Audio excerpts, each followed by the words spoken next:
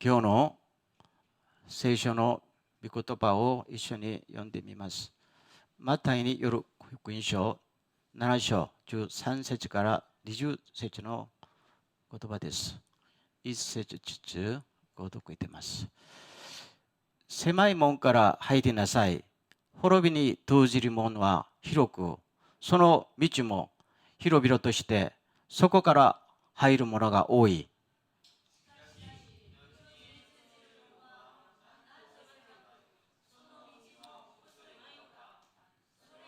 見出す者は少ない。理性預言者を警戒しなさい。彼らは羊の皮を身にまとってあなた方のところに来るが、その内側は貪欲な狼である。その実で彼らを見分ける。茨からブドウ、アザミからイチジクか取れるだろうか。すべての良い木は良い実を結び、悪い木は悪い実を結ぶ。木は悪い実を結ぶことはなく、また悪い木が良い実を結ぶこともできない。良い実を結ばない木は皆切り倒されて火に投げ込まれる。このようにあなた方はその実で彼らを見分ける. 아멘. 오늘도 하나님의 평화가 여러분과 함께 하길 바라며 또 온라인으로 듣는 모든 분들에게도 충만한 은혜가 함께 하기를 소원합니다. 따라하겠습니다. 좁은 문으로 들어가라. 이 좁은 문 하면 무슨 생각이 들어갑니까? 상식적으로 무슨 이미지가 떠오릅니까?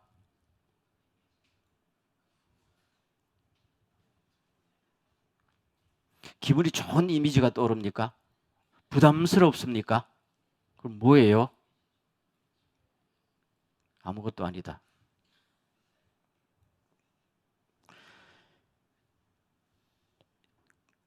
노벨 문학상을 탄 프랑스의 소설가 앙드레 지드라는 사람의 유명한 작품 중에 좁은 문이라는 게 있어요.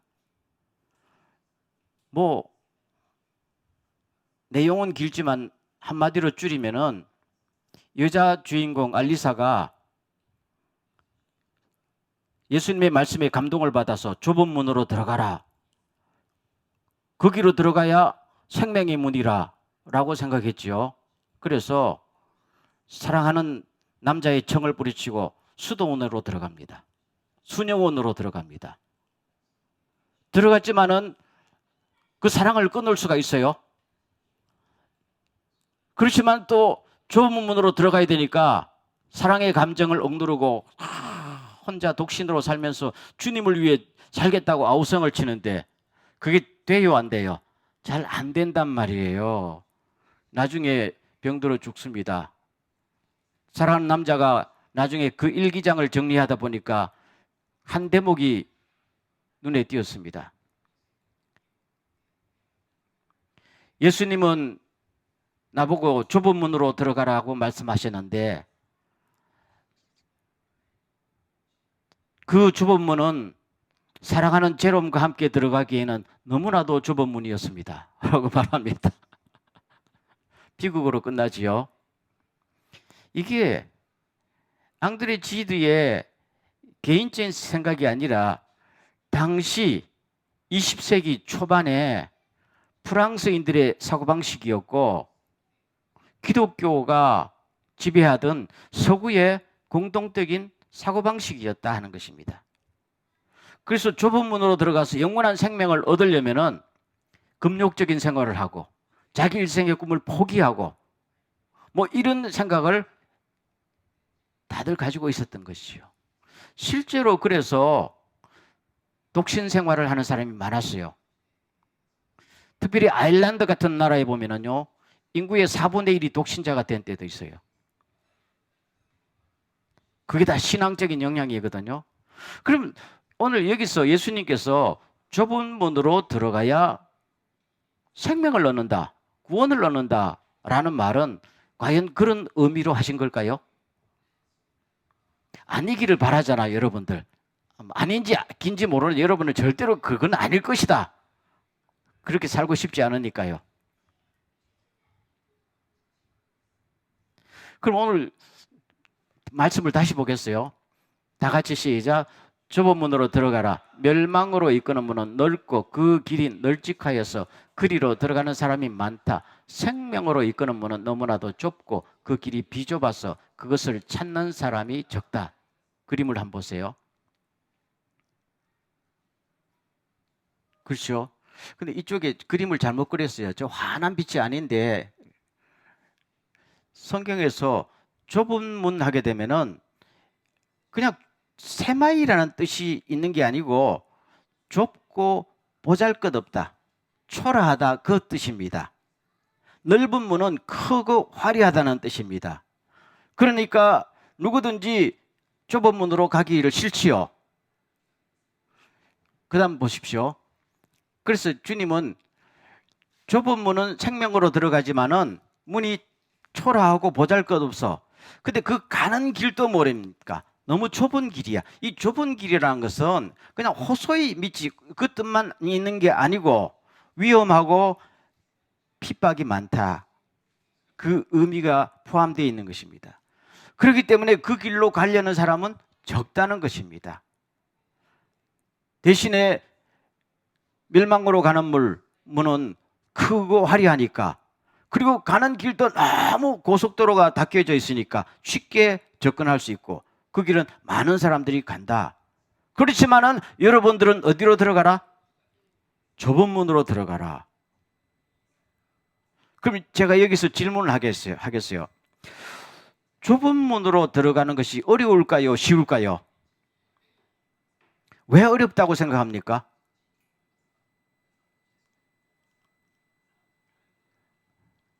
그렇게 어렵기는 어려운데요. 그럼 제가 하나 또 물어볼게요. 조그마한 문으로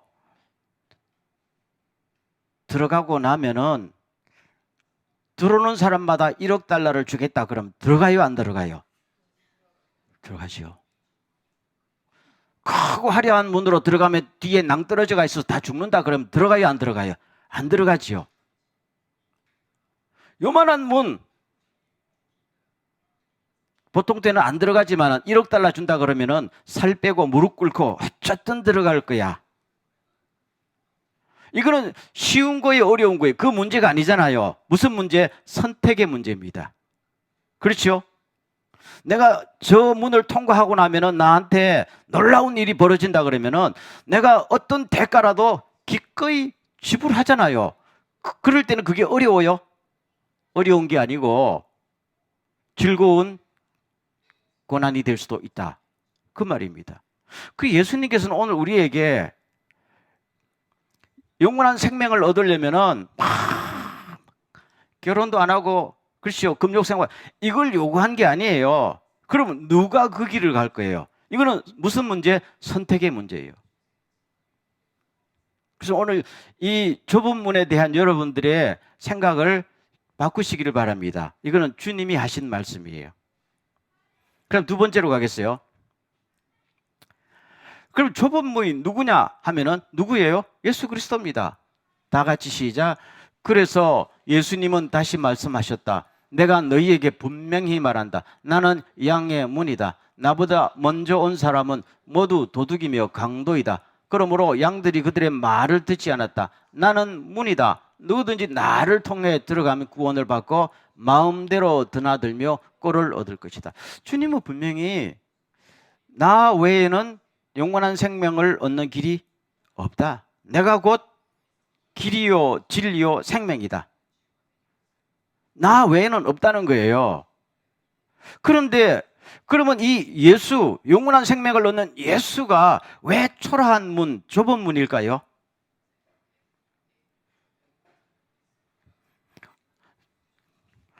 목사님이 설교를 좀 편안하게 잘 듣게 하면 될 텐데 자꾸만 성경 공부할 때나 설교할 때나 질문을 하니까. 근데 질문을 좀 하는 게 좋아요. 예수님이 왜 좁은 문이에요?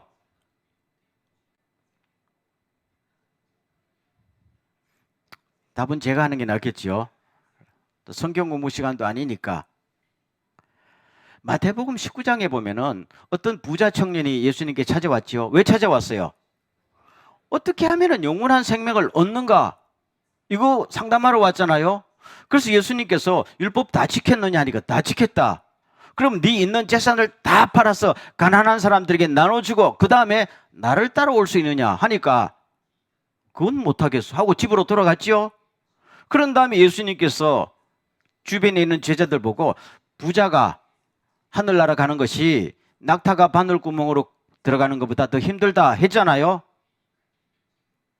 그럼 제가 여기서 하나 질문이 있습니다. 만약에 로마의 황제가 와서 그 부자 보고 있는 재산 다 팔고 나를 따라올 수는 있느냐 했으면 따라갔을까요? 안 따라갔을까요? 따라갔을 거야. 왜요? 화려한 분이니까요. 그 사람이 볼 때 예수님은 따라가도 별 볼 일이 없어 보였던 거죠. 그냥 상담 역할 정도. 예수라는 문이 초라하잖아요. 작잖아요. 말구유에 출신하고 인류 학교도 백그라운드도 아무것도 없는 시골 청년이 뭐 하나님의 은혜 좀 받았다고 막 병자도 가끔 고치고 하니까 조금 괜찮은데 그 문으로 들어갈 정도로 고개를 숙이거나 살을 빼고 싶지 않다는 이야기예요. 초라하니까요. 로마 황제와 비교하면 비교가 안 된다잖아요. 로마 황제는 너무 크고 화려한 문이었단 말이에요.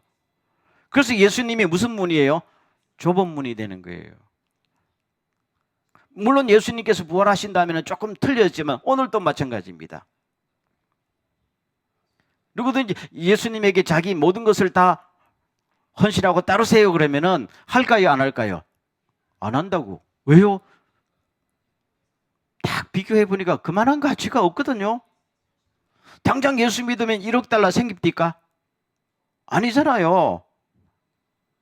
물론 여러분 1억 달러 생겼으면 교회 나오지도 않겠지. 지금 다 크루즈 여행 가고 없겠지만은 어쨌든 그래서 예수님은 좁은 문이에요. 그런데 두 번째 말씀 더 가겠어요. 근데 예수님께서 좁은 문으로 가려면은 넓은 길로 가서는 안 된다는 거잖아요. 넓은 길로 가서 좁은 문으로 들어갈 수 있어요? 그건 안 되는 거야. 좁은 길로 가다가 넓은 문으로 들어가는 것도 안 돼요. 넓은 문은 넓은 길로 가야 되고 좁은 문은 좁은 길로만 가야 들어갈 수 있는 것입니다. 그러니까 더 힘들지요. 근데 사실 이것도 그렇게 힘든 건 아니다. 자, 이 말씀 보세요. 다 같이 시작. 그때에 예수께서는 제자들에게 말씀하셨다. 누구든지 나를 따라오려거든 자기를 부인하고 제 십자가를 지고 나를 따라오느라. 사람이 온 세상을 얻고도 제 목숨을 잃으면 무슨 이득이 있겠냐. 또 사람이 제 목숨을 찾는 대가로 무엇을 내놓겠느냐 하잖아요. 예수님은 대단히 분명하게 그 좁은 길은 무슨 길이다? 십자가를 지고 나를 따라오는 길이다 했단 말이죠.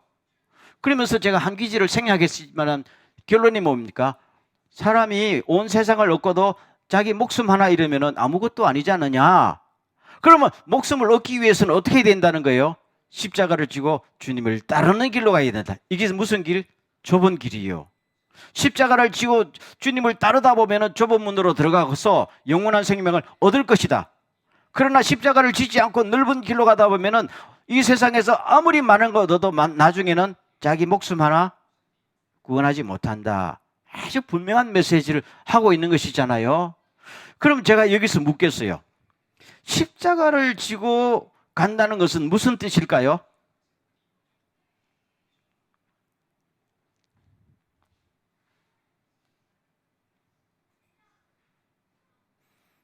십자가 하면은 이미지가 뭐가 떠올라요? 고생스럽다. 죽는다. 고생. 자기 희생. 그런데 우리가 십자가를 잘 이해를 해야 됩니다. 예수님이 십자가를 왜 지셨어요? 그렇죠. 다른 사람의 죄를 짊어지고 대신 죽는 거예요. 그냥 고생이 아니란 말입니다. 십자가를 지는 이유는 뭡니까? 다른 사람을 살리려고 지는 것이죠. 그게 십자가란 말입니다. 그냥 십자가 할 때 고생스럽다 하면은 십자가를 이해를 못하는 것이죠. 예수님께서 그냥 고생하려고 십자가 진 거 아니지요. 십자가를 지더라도 저 사람을 살려야 되겠다. 그러면 이거는 내 삶의 방향을 바꾸는 거예요. 전에는 나를 위해 살았는데 이제 좁은 길이라는 것은 뭐예요? 고생스러운 길 의미가 아니고 하나님을 위해서, 이웃을 위해서 사는 것이 무슨 길이에요? 그게 좁은 길이고 그게 십자가 지는 거예요. 그럼 이거는 삶의 방향 전환이죠. 다시 한번요. 아까 좁은 문으로 들어간다는 것은 내 인생의 선택을 이야기합니다. 누구를 어떤 문을 선택할 것이냐. 두 번째, 좁은 길로 간다는 것은 내 인생을 나를 위해 살 것인가, 하나님을 위해서, 이웃을 위해서 내 삶을 내놓을 것인가. 내 삶의 방향 전환의 문제입니다. 이것도 우리 보기에는 되게 어려운 것 같지만은 사실 맘먹기에 따라 어렵지 않다, 그런 말입니다. 여기에 어머니들 계시죠? 어머니들. 처녀 때는 참 이뻤던 사람들이 멋도 부리고 반지도 끼고 뭐 화장도 하고, 애기 하나 놓고 두 놓고 나면 스타일 꾸겨지는 거 별로 그렇게 신경 안 쓰고 애만 잘 크면 되잖아요. 애만 잘 크면 되잖아요. 삶이 바뀌었어. 삶이 바뀌었어요. 전에는 나밖에 없었는데 애가 생기니까 어쨌든 내가 헌신하라도 애 잘 키워야지. 어느 엄마가, 안 그런 엄마가 어디 있겠어요? 그러면은 애기 키우는 게 물론 힘들기는 힘들지만은 그게 잘못된 선택이라고 생각합니까? 방향 전환이에요. 나를 위해 살던 것이 이제는 자식을 위해서, 가정을 위해서 헌신하겠다. 아름다운 일이죠. 이렇게 살아도 저렇게 살아도 어차피 내 고생은 따르는 거 아니에요? 그렇다면은 좀 더 가치 있는 일에 나를 헌신할 때에 내가 더 행복하고 모든 사람이 행복한 거 아니에요? 그게 무슨 길요? 십자가를 지는 길이죠. 자식이 어릴 때는 마냥 귀여운데 참 중고등학교 가면 또 기분이 나빠져요. 저놈의 자식 저게 암만 돈들을 키워놔도 저게 버릇도 없어지고 공부도 못하고, 그러다가 한 대학 지나고 어른 돼도 저놈 자식 아직도 나이가 저래도 인간 값에 못 가고, 그렇지만은 자식을 위해서, 아직도 자식을 위해서 헌신한단 말이에요. 그게 무슨 삶이에요? 십자가를 진. 주님은 십자가를 자기 인생의 성공을 위해서 십자가 진 게 아니에요. 그럼 오늘 우리의 삶을 어떻게 해야 된다는 거예요? 영원한 생명을 얻는 사람은 어떤 길로? 나를 위해 살지 말고. 사도 바울이었죠. 전에는 자기 성공을 위해서 막 모든 사람을 잡아 죽이는 데까지 가는데 부활하신 예수님을 만난 다음에는 이제는 내 안에 누가 사는 것이다? 예수님이 사시는 거니까. 나를 위해 살지 않고, 그렇죠? 우리를 위해서 자기 몸을 버리신 주님을 본받아 사는 것이 좁은 길로 가는 것이고, 그것이 십자가의 길, 예수님의 길이다 말씀하셨던 것입니다. 여러분, 이게 어렵게 보이지만은 사실 마음만 먹으면 어려울까요? 아니다, 아닙니다. 아닙니다. 오늘 우리가 태어나면서부터 내 인생은 남을 섬기고 남을 행복하게 하기 위해서 태어났다, 이렇게 가르치는 학교 봤어요? 없어요. 이거는 잘못된 것이요. 사실은요, 원래 교육이라면은 여러분은 혼자서 다 먹지 말고 나누면서 살아야 됩니다. 이게 교육 아니야. 근데 오늘날의 교육은 이거 다 파괴하고 어쨌든 성공해라. 공부를 좋은 고등학교, 좋은 대학교, 좋은 대학원 나오는 이유가 뭐예요? 나 잘 먹고 잘 살라고. 남에게 내 인생을 헌신하려고 그렇게 공부한 사람 봤어요? 아니잖아요. 근데 만약에 어느 날 내가 예수 그리스도를 만나고 바울처럼 아니다, 내 인생을 바꿔야 되겠다, 나도 우리를 위해서 자기 몸을 버리신 예수님처럼 살아야 되겠다 하는 순간에 그것이 절대로 후회가 되지 않고 그 고생이 고생처럼 여기지 않는 삶이 된다면 그 인생은 행복한 거잖아요. 그래서 사도 바울이 그 인생을 다 산 다음에 나도 주님처럼 다 이루었다는 거잖아요. 그러면서 멸류관에 있을 것이다 라고 승리를 했거든요. 그럼 여러분, 주님을 따르던 모든 사람들이 고생은 했는데 불행했을까요? 한 명도 불행하게 죽지 않고 다 행복했어요. 심지어 순교하는 사람들까지도 행복합니다. 주님, 우리에게 놀라운 하나님의 축복이 있습니다. 좁은 문만 들어가기만 하면 오늘 그 말씀을 하시는 거예요. 오늘 여러분들에게 주님이 말씀하신 이 좁은 문, 좁은 길, 선택의 문제고 방향전환의 문제고 맘만 먹으면 주님이 함께 하신다. 이런 깨달음이 있기를 주의 이름으로 축원합니다. 한 걸음 더 나가겠습니다. 그래서 내가 좁은 길로 간다는 게 힘들지 않아요? 그래서 누가 필요한 거예요? 안내자가 필요하다. 다 같이 시작. 나는 선한 목자이다. 선한 목자는 양들을 위하여 자기 목숨을 버린다. 사꾼은 목자가 아니요 양들도 자기의 것이 아니므로 이리가 오는 것을 보면 양들을 버리고 달아난다. 그러면 이리가 양들을 물어가고 양떼를 흩어버린다. 그는 사꾼이어서 양들을 생각하지 않기 때문이다. 주님께서 내가 선한 목자다. 목자는 양을 먹이고 인도하고 보살피는 분이잖아요. 목적지까지.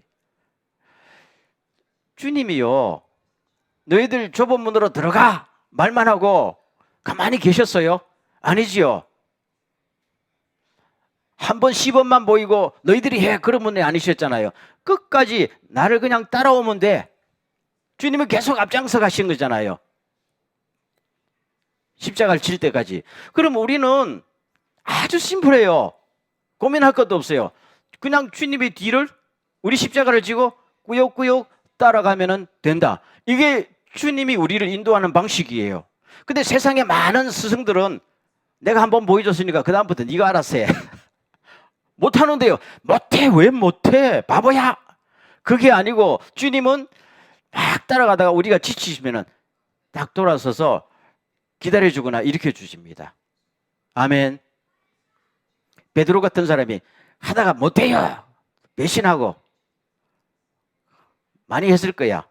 우리가 아는 것만도 몇 번인데 우리가 모르는 것까지 하면 그 성격에 많이 했을 거예요. 그래도 주님은 끝까지 베드로를 붙들고 좁은 문으로 들어가셨습니다. 그게 주님이 인도하신. 그래서 주님은 뭐예요? 나는 선한 목자다. 선한 목자다. 선한 목자의 반대말은 뭡니까? 그 다음 보세요. 다시 시작. 거짓 예언자들을 살펴라. 그들은 양의 탈을 쓰고 너희에게 오지만 속은 굶주린 이리들이다. 너희는 그 열매를 보고 그들을 알아야 된다. 이거는 당시에 종교 지도자들이 얘기했다. 사두개인들, 바리새인들 막 가르치면 뭐 거룩한 척하지만 자기들은 손끝 하나 까딱하지 않고 남에게 다 무거운 짐을 지우고 니들이 해. 자기들은 이득만 취하는 사꾼이었고 거짓 선지자들. 이들은 절대로 솔선수범하지 않고 행동으로 옮기지도 않았어요.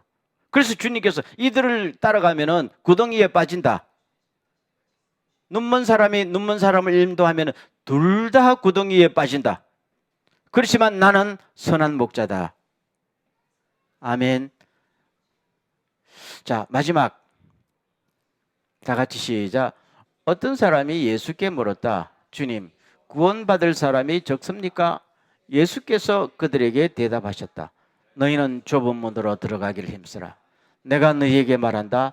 들어가려고 해도 들어가지 못하는 사람이 많을 것이다. 이 본문은 누가복음 13장에 있는 말씀이에요. 그런데 이 좁은 문으로 들어가라는 말씀을 마태복음에서도 기록되어 있고 누가복음 13장에도 기록되어 있거든요. 그런데 차이점이 있습니다. 마태복음에는 좁은 문으로 들어가라 했잖아요. 이 말은 반복적인 게 아니고 한번 결심하고 들어가라 이 의미입니다. 그런데 여기는 뭡니까? 들어가기를 힘쓰라. 그러면 계속해서 있는 힘을 다해서 좁은 문으로 들어가려고 노력해라. 그런 말이거든요. 그런데 뜻이 틀리지만은 사실은 똑같은 이야기예요. 여러분, 참고로 말씀드리면은 예수님께서 좁은 문으로 들어가라 이 말씀을 설교를 한 번만 하셨을 것 같아요. 여러분, 제가 목사로서 설교를 하잖아요. 같은 본문을 가지고 같은 설교를 몇 번씩 하는 것 같아요. 많이 하지요. 그럼 할 때마다 똑같은 내용을 할까요? 듣는 청중에 따라서 그 시대에 따라서 가장 청중들에게 어필할 수 있는 내용을 뽑아서 바꾼단 말이에요. 그래서 누가는 또 다른 장소에서 예수님의 그 뉘앙스를 그대로 전달할 수가 있어요. 이때는 또 청중들이 다르고 달랐겠지. 어쨌든 그건 다는 말할 수도 없지만은 여기서 보면은 왜 이런 말씀이 나온가 하면은 예수님께서 지금 길을 갖고 계세요. 여기서는 길을 갖고 계세요. 그 길은 유대 땅이 아니고 요단강 건너 이방 사람들이 살던 땅이에요. 그 길을 가시는데 어떤 사람이 물었어요. 주님, 구원받을 사람이 적습니까? 이 말은 오늘 우리의 뉘앙스로 따지면 주님, 구원받을 사람이 적겠지요. 그런 이야기란 말입니다. 그러면 여러분들 한번 상상력을 동원해 보세요. 이 사람이 왜 이런 질문했을까요? 그럼 지는 구원 받는다는 거야, 안 받는다는 거야? 나는 구원 받는다는 거야. 나는 유대인이고 율법부터 잘 지키니까. 근데 이방에서 하나님도 모르고 율법도 안 지키고 안식일도 안 지키는 이 사람들 구원 못 받겠지요. 당신이 아무리 이방에 와서 하나님을 믿으라고 구원을 선포해도 안 되겠지요. 그 말이거든요.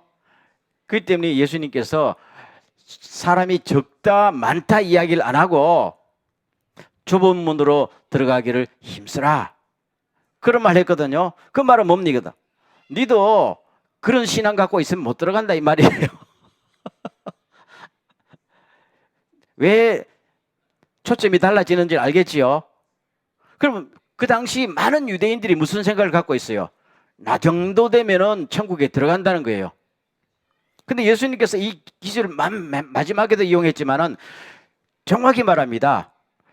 너희들의 조상인 아브라함과 이삭과 야곱과 선지자들은 다 천국에 들어가지만 너희들은 쫓겨날 것이다. 정확하게 이야기합니다. 정확하게.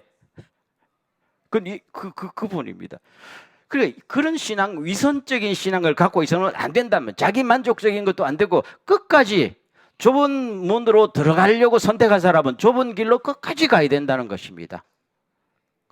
남을 차별하지도 말고, 남이 힘드는 네가 다시 십자가 지고 같이 가야지. 너는 못 가, 너는 못 가, 나만 가 하는 사람은 넌 못 간다는 거예요.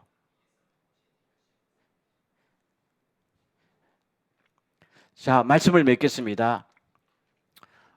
오늘 이것은 우리 크리스찬들, 특별히 지금 전 세계로 퍼져 있는 보통 사람들이 생각하고 있는 구원을 얻는 방법, 어떤 사람이 구원을 얻고 어떻게 예수 믿어야 구원 얻는지에 관해서 굉장히 중요한 주님의 메시지를 갖고 있습니다. 보통 크리스찬들이 그렇게 생각해요. 나 예수 믿으면 구원 받는다는 거죠. 맞지요? 예수님이 유일한 길이고 문이니까요. 그런데 예수님을 믿는 사람은 어느 길로 가야 돼요? 좁은 길로 십자가를 지고 주님을 따라가지 않으면은 못 들어간다는 거예요. 넓은 길로 가다가 좁은 문으로 못 들어간다는 거예요. 근데 오늘 우리 많은 크리스찬들이 넓은 길로 가다가 마지막 날에는 좁은 문으로 들어가겠지라는 자기만의 생각을 하고 많은 신학자들이, 많은 목회자들이 이렇게 가르치고 있다는 거예요. 왜요? 주님의 은혜로 구원받는 건데 너 구원의 확신 있어? 너 구원의 확신 있어? 세례 받았어? 그거잖아요. 주님은 그걸로 들어가는 게 아니라고 그랬잖아요. 그거는 교리예요, 교리.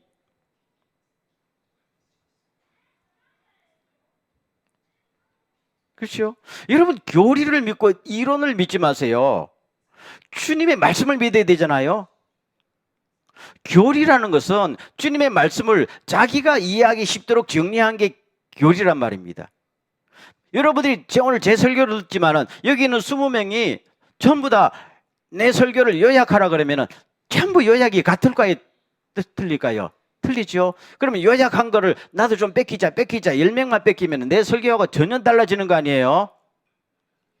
이론과 교리라는 게 그런 거예요. 교리는 주님의 말씀을 그대로 듣는 게 아니고 자기의 생각으로 정리한 겁니다. 그걸 뺏기고 또 뺏겨가지고 한국까지 오다 보니까 신학이, 이론이 이상하게 변질된 것이 많고, 이상하게 한국 교인들은 그걸 갖고 예수님 말씀보다 그 권위를 더 주네. 그래서 나 구원의 확신이 있으면 천국 가요. 그게 구원파라는 이단이에요. 여러분, 주님은 그렇게 말씀하신 적이 없어요. 주님은 계속 마태복음이나 사복음서 전체에도 나를 따라오는 사람은 십자가를 지고 나를 따라오라. 초지일관이죠. 초지일관. 왜 우리는 이것을 무시하느냐. 어려워서 무시하는가? 그게 어려운 게 아니에요. 그래서 가만히 생각하면서 오늘 이것은 유대인들에게도 정확히 말씀하셨고 오늘 우리들에게도 굉장히 정확하게 말씀하신 이 메시지를 꼭 들으시길 주 이름으로 축원합니다. 아멘. 그래서 좁은 문은 무엇의 문제? 선택의 문제다. 좁은 길은 내 인생의 방향 전환의 문제다. 어렵지 않다. 맘만 먹으면은 할 수 있고, 우리가 주님을 따라가는 것은 뭐 할 것이 앞장서서 가시는 주님을 따라가기만 하면 되잖아요. 꾸역꾸역. 오늘 또 내일 또. 어려워요? 저는 오늘 우리 여러분 여기 있는 분들이요, 제가 보는 견지에서는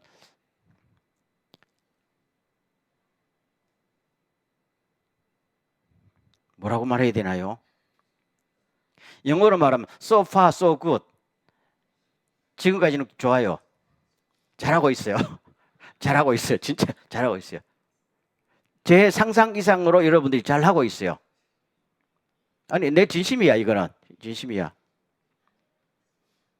그러니까 앞으로 조금 더 잘하면 되는 것이죠. 그게 뭐예요? 조금만 더 방향 전환을 잘해서 이제 남의 인생도 도와주고, 그렇죠? 너무 나만 위해 살지 말고 남은 여생은 남을 위해 살 것이다. 돈 버는 사람은 이제 주여 돈을 잘 벌면은 이 돈을 나만 위해 살지 말고 남에게도 흩어 좀 구제하게 없어서 주님의 이름으로. 아주 간단한 거 아니에요? 그게 무슨 삶요? 십자가 지는. 그게 어려워요? 물론 어렵지.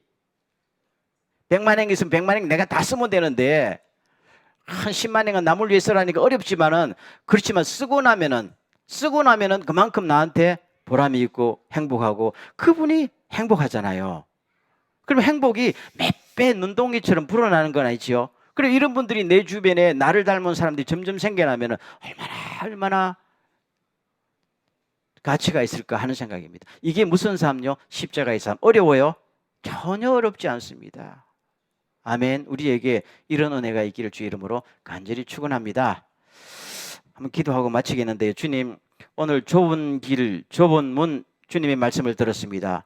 이것은 선택의 문제요, 방향 전환의 문제니까 앞으로 우리가 주님을 닮고 주님을 따라가는 삶을 허락해 주셔서 영원한 생명과 하늘의 영광을 우리가 누리게 하시옵소서. 이 땅에서라도 하나님의 인도와 그리고 참으로 충만한 삶을 살게 하옵소서라고 다 한번 기도하겠습니다.